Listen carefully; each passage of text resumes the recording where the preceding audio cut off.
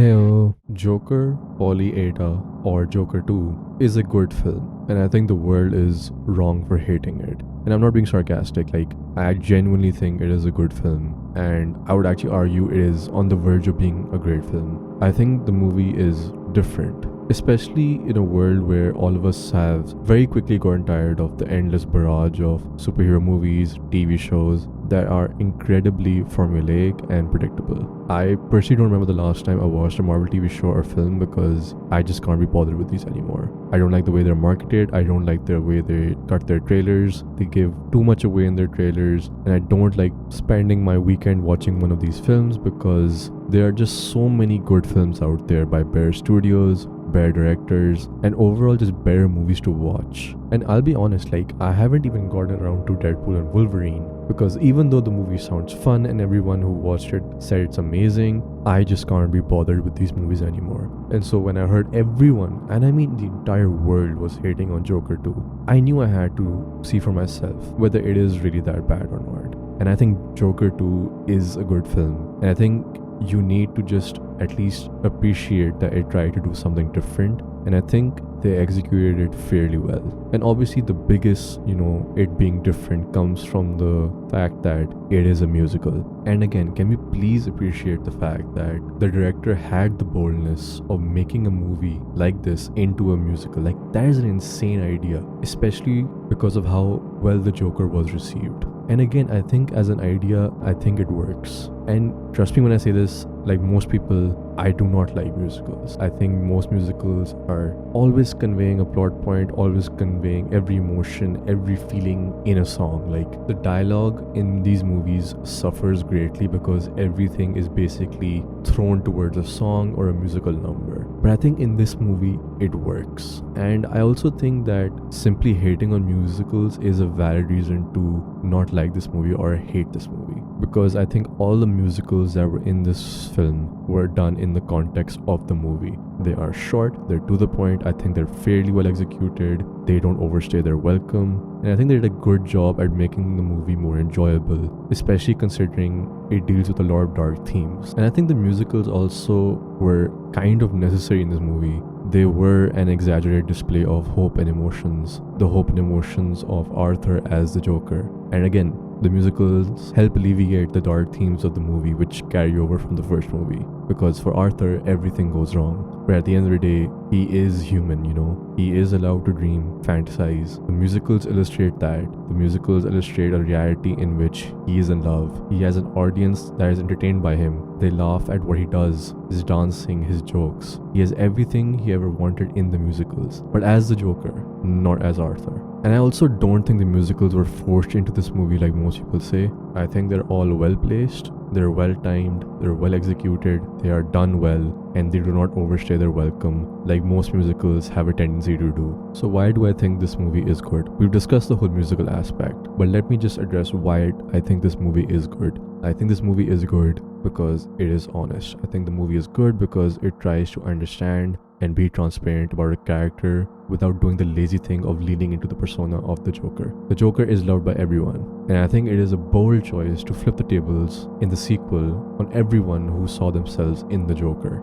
Because the movie shows you that behind the makeup is a human being who has, been cast aside from society, someone who was literally driven to the extreme of murders, and that is not something to be celebrated. He killed those people, and I think it is unfair to blame someone else for it. That is something he realizes at the end of the movie, because in this case, that someone else is the Joker, and the Joker is Arthur. Arthur Fleck just wants to be normal. He has been suffering from emotional, physical abuse his entire life. He just wants peace. He wants to be loved. And a love that he cannot attain because it is contingent on him being the clown. He got fame and recognition through the TV shows and the media that was made on him. He was interviewed, people recognize him, people know what he did.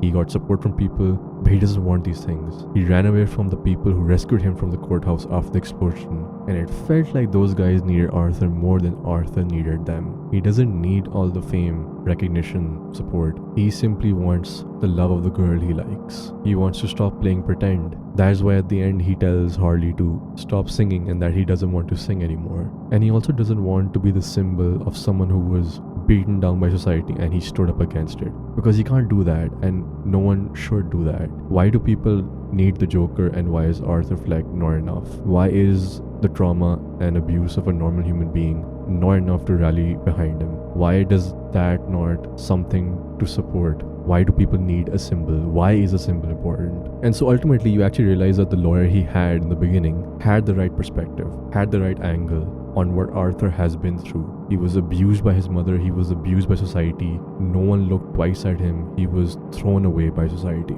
And I think the reception of the Joker 2 is quite sad because it is a great representation of the world we currently live in. You are more likely to be valued as a crazy person who committed murder than to be a normal person who was driven to do those things by society, and how much society crushes the souls of those who are less fortunate and are struggling. If Arthur became the Joker, he could have had everything. If only he gave himself up to be the symbol for his supporters, for people who are like him, who are beaten down by society, who are not looked upon by society, who are not cared for by society. And if he gave himself up to be that symbol, then he would be validated by society. But if he was poor old Arthur Fleck, who was abused his entire life, nobody cares. Nobody cares about his story, nobody cares about his pain or his suffering. And the sad thing is that at the end, despite being charged guilty on all charges and being sentenced to death, he was still stabbed to death in prison. Even though he was sentenced to death, the trial and the sentencing validated him as a person of society, someone who went through a court of law, someone who was put on trial for the crimes that he committed, and he was sentenced accordingly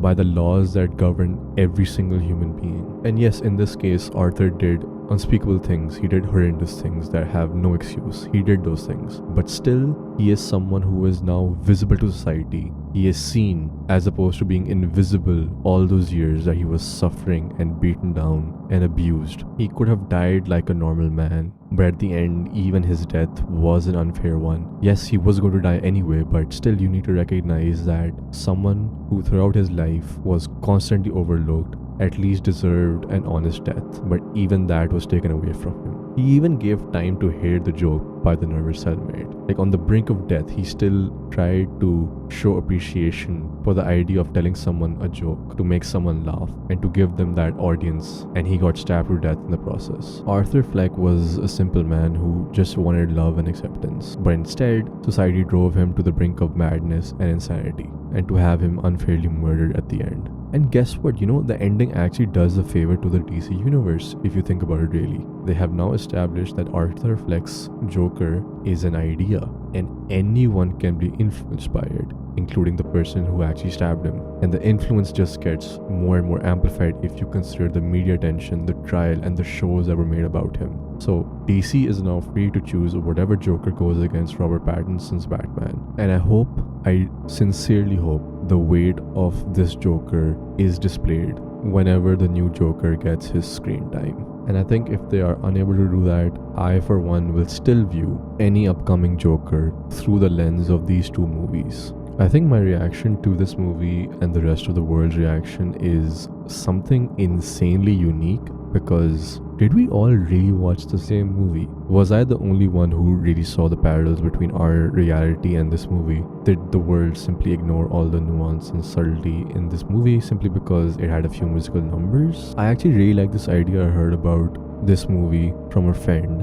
when we were discussing the film, that Harley Quinn in this movie is a direct representation of the fans of the first Joker film. Everyone wanted the Joker, but instead you got the human being, you got the man, you got Arthur. You wanted the symbol, but the person who manifested the symbol doesn't care about it anymore. I have also heard this being said that, oh, this was not a Joker film, this was just Arthur, and how it is a movie about Arthur being sad. Like, that is the whole bloody point if you think about it. This movie is clearly not about the Joker. If anything, this movie shows you that in the real world, symbols like the Joker cannot stand up against corruption. They cannot stand against public scrutiny. They cannot stand up against the law. Arthur killed those people. You cannot dispute that by standing behind a symbol and putting on some makeup. There are, as we all know, greater forces in society that are at play that will try their best and almost always tear down such symbols. I think this movie also highlights a very rare moment where the main character is actually unable to be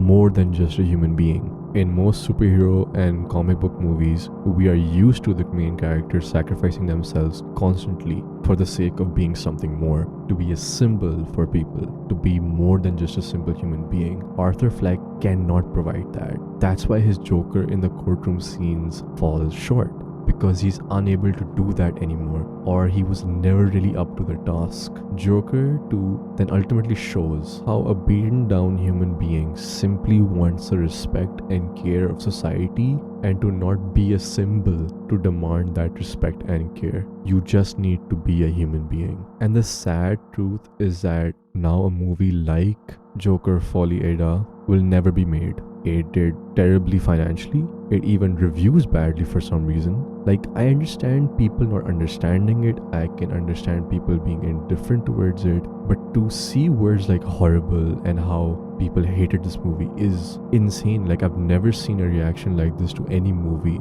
If you did not like the story, you have to appreciate the musical numbers. If you do not like the story and the musicals, then you have to appreciate the acting. And if all those things did not impress you, well, at least you have to admit that this movie was so well shot from a technical standpoint. But to disregard the entire movie is frankly absurd to me. And so, yes, I guess we all do deserve the same cookie cutter superhero movies and TV shows. Because clearly, the moment someone tries to do something different, bold, new, refreshing, the whole world suddenly loses their mind. And again, I am not sitting here and arguing that this movie is comparable to The Godfather or something. Like, obviously not. But it is a good film, and I think it deserves to be recognized as such, especially how relevant it is to modern day society. And I just think it actually is kind of hilarious how so many people cannot see how much of a reflection this movie is for our world. And I do believe some years down the road, more people will come to realize that they were completely wrong about this film and how it deserves so much more credit for being bold, for being different, for doing something new, when we are continuously being spoon-fed the same superhero predictable garbage down our throats. I hope you give this movie another chance. If you haven't watched it, stop listening to everyone online. Go watch it for yourself. Form an opinion. And if you watched it already, maybe watch it like 2-3 years down the road. I'm not saying rewatch it obviously right now, but I would highly encourage you to revisit this movie at some point down the road, especially if you strongly hated this movie, because I don't think there's anything to hate about this movie. You cannot understand it, you might hate musicals, but to completely disregard this movie is just absurd. And yeah, I guess that's the video. Thanks for watching. Like and subscribe. It's free for you, but it's priceless for me. Go check out my music and go drink some coffee.